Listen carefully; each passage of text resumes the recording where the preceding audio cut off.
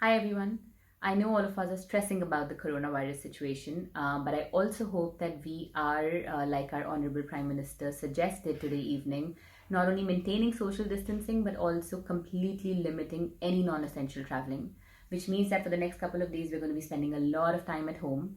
So I thought, why not use this time to talk about and think about some important social issues? So, what I want to talk about today is the number of false rape cases in our country. Let me begin with addressing the fact that a lot of people believe that almost 40% of the rape cases in our country are actually false, while that in itself is not true. What we need to understand is that every single case that does not reach the court for various reasons, it could be lack of investigation or lack of medical evidence, or even in cases where the woman who has filed the complaint is pressurized to take the complaint back. And there are various pressures. I'm sure I don't need to list those pressures. So all of these cases also get registered as false cases, thereby taking the number up higher than it actually is. Nonetheless, even if you say about 20% of the rape cases are actually false, that in my opinion are still one too many. So what I want to talk about is what in my opinion are the two main reasons that false rape cases exist. And I'm going to talk about one of the reasons in this video, which is the patriarchal ideologies of parenting. The parenting ideology in which the parents not only reinforce rigid gender roles, they believe and they uphold the patriarchal ideology that a daughter is the property of the parents, thereby making the parents the sole decision makers about who her life partner should be. That means that the parents think that they have an indisputed authority to decide who their daughter will spend her life with, even if it leads to misery. Right? So, in a lot of cases, what happens is when a girl is in a consensual relationship with a boy who her parents disapprove of for various reasons, it could be a difference in caste, a difference in religion, a difference in financial status. In such a case, the parents force the girl not only to end the relationship, but a lot of times they take the girl or they force the girl to file a false rape complaint against the boy.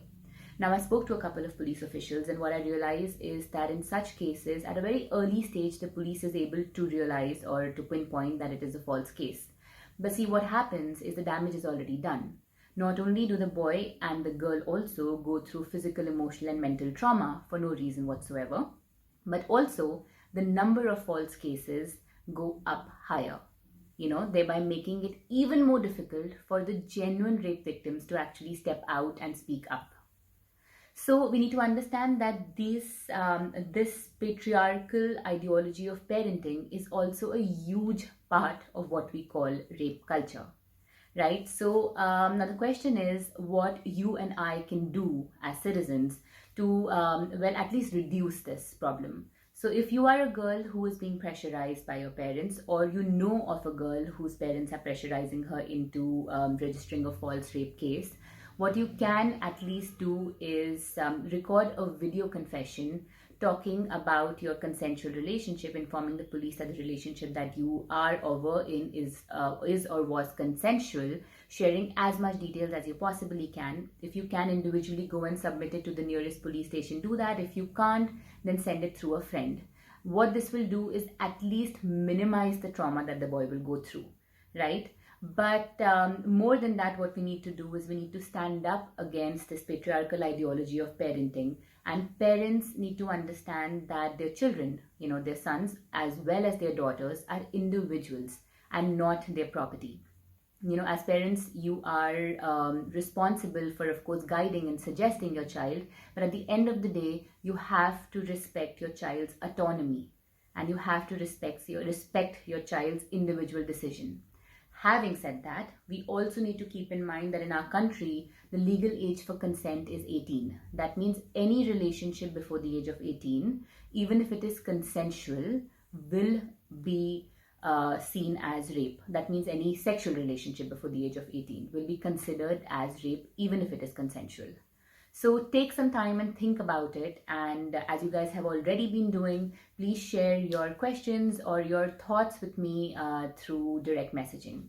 And I will do another video talking about the second reason that I believe is, a very large contributing factor to the rising rate of false cases.